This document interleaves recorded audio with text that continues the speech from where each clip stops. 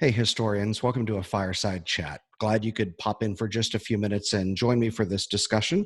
I do have the warm tea this evening. I've got a nice chamomile to calm my nerves for what the gut punch of information was that came down from the district today.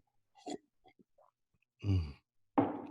And that gut punch was the fact that we're not going to be getting together for about a month. School is closed, but I would like to change the verbiage to say that campus is closed for the next month. The district and the state of Texas has determined that it will hopefully be safe for us to go back to campus on May 4th. And that's going to leave us with a significant amount of time apart. And that's really what the gut punch is about tonight. We initially had 1 week, and then it moved to 3. And quietly deep down inside, I was going, I don't think we're going to be going back anytime soon. And when that was confirmed this evening, it broke my heart. I am trying to stay positive. For some of you, this might be exciting news, and you probably received this and took that fist and was like, yeah. But for some of you, school is part of your identity. I know it is, at least for me. And I know it's easy for me to say that because, well, it's your job, Nesossi. That's what you do. But it's not my job. It's my calling. It's who I am, not just what I do. And so when I think for just a minute about instantly going into the mode of okay planning and okay what are we going to do for quizzes and what are we going to do for tests, what are we going to do for grades for the six weeks, and how are we going to take attendance and how and then what's going on with this, you know after all that settles down and all that planning is kind of put to bed, there is that kind of quiet stillness that's kind of hitting me this evening, and I want to share that emotion with you this evening. I want to tell you that first and foremost, I thoroughly enjoyed the time that we were able to get together and have Zoom meetings and laugh and joke and roast. And we're going to be continuing that in the days and weeks ahead. So that's not going to go away. And this fireside chat tonight is not to talk about the course and planning and what we're going to be doing next. We're going to get all that later on this week with the exam. But tonight, I just wanted to tell you that I miss you and I love you. And this is tough, but I use history as a comforting blanket. I use history to guide me during these time periods. A lot of people are comparing this COVID-19 outbreak to ramping up for World War II, and that it's a war and that we're fighting this war. And I don't see that. I see this as the kind of the quiet evening that Americans settle down, at least those that are in the education world, and realize that this is serious. We're in this for quite a while now. It was kind of haha, oh, this is different. Oh, this is Zoom meetings. Oh, these are PowerPoints. But now it's just, bam, right there in your face, and it's becoming real. I miss physically seeing you, like handshakes and fist bumps and high fives as you come into the classroom. I miss hearing you complain about handouts. I miss seeing your handwriting because you don't even have to put your name on stuff, and I can kind of tell whose work is whose, and seeing your thought process with your handwriting. I miss mints. I know I can have mints in the, whew, I'm getting emotional. I know I've got mints in the garage, and I've got bags of them sitting in a storage container in my garage, which I have ready. So when class starts back up, we can start sharing those mints again. I just miss those moments before class where we kind of settle in and we've got music playing. And I miss those moments when you're heading out the door and I see you. And I think what, if anything, this has given me is a moment to realize what I've been taking for granted.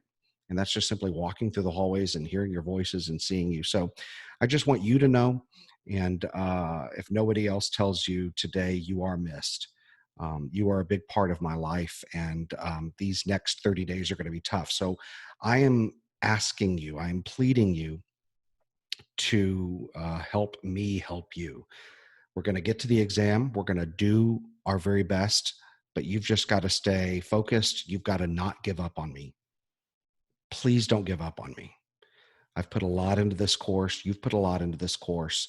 And now that the district has told us we're not going to be getting together physically in the school building for another 30 days, this is not an opportunity for you to say, well, that's it, and I give up.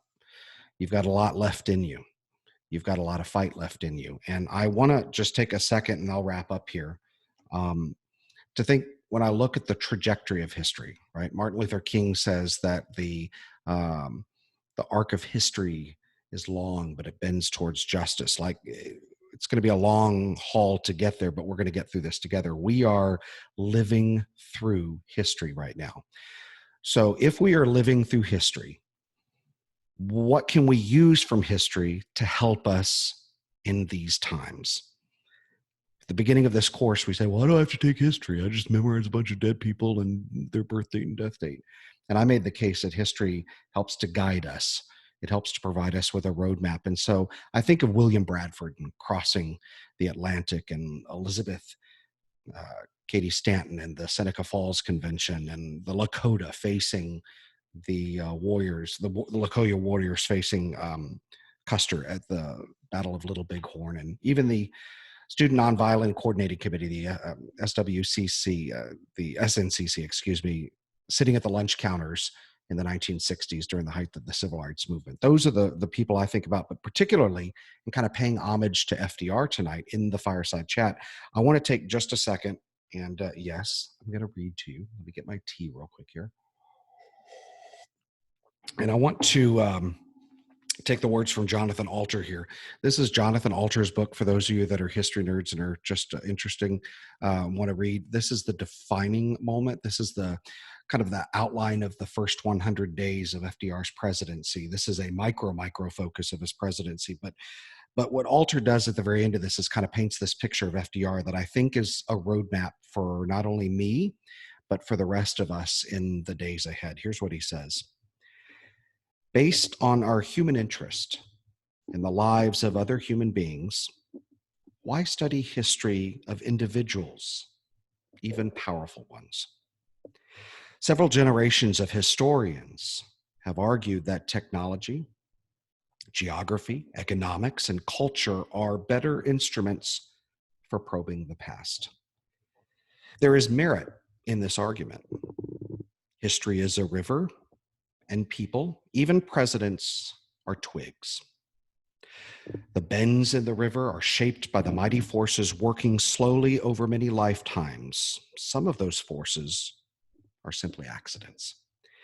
But even if one rejects a great man theory of history, the contributions of a few world leaders are exceptions. They defy the power of impersonal forces.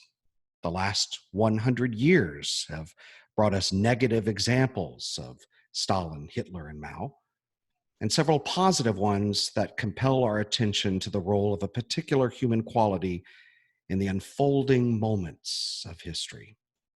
Among them, Franklin Delano Roosevelt. Playing the historical what if is a hazardous game. The variables are too numerous and fluid for solid assessments. Hindsight clouds the plausibility of other historical figures who might have been summoned to greatness had the timing been right. But cosmic odd makers could make some good bets. Roosevelt was not nearly the smartest or even the firmest American president, and his judgment, we have seen, was far from unerring. Others were sturdier pillars of integrity, but it's hard to imagine anyone negotiating the complexities of the Great Depression, of the New Deal, and of the largest war ever seen on the face of the earth. And for all of his transformative influence, FDR was, at bottom, a vessel president, a carrier of all of the qualities, admirable and less so, that presidents need to chart a course in choppy waters. The vessel held not just personality traits, but the essential elements of American character. Our faith in ourselves, our spirit of experimentation, and our hope for the future. When each of these seemed nearly extinguished in 1933 in the throes of the Great Depression, FDR restored them in a matter of months with an elixir of leadership that even today we are only beginning to understand. This was not the work of social forces or of the river of history, but the work of a single man. He wants us to have faith in ourselves and the spirit of experimentation. That's why we're jumping into this online platform and doing Zoom meetings and doing Canvas posts and all this experimentation, the ability to move with that flow. So if FDR is teaching us anything this evening, FDR is teaching us that even in the throes of the Great Depression, even in the throes of the first planes arriving across Pearl Harbor, even in the throes of the D-Day invasion, FDR remained steady. He remained calm. He remained a formidable force that used communication, the technology of communicating through radio, through these fireside chats, to continue to connect. And that's what I'm asking you to do this evening. Stay steady. Let your character define you in this unique moment in history. Stay connected and don't give up. FDR didn't. I haven't. I won't. And I don't want you to either. We've got a lot of learning ahead of us and a lot of preparation for the AP exam and a lot of time to continue to connect in the month ahead. But for tonight, let us just sit back in this gut punch and know that we are going to be apart for a little bit of time, but not too long, because I got a lot of mints in those garage and they're waiting for you. Love you. Nesossi out.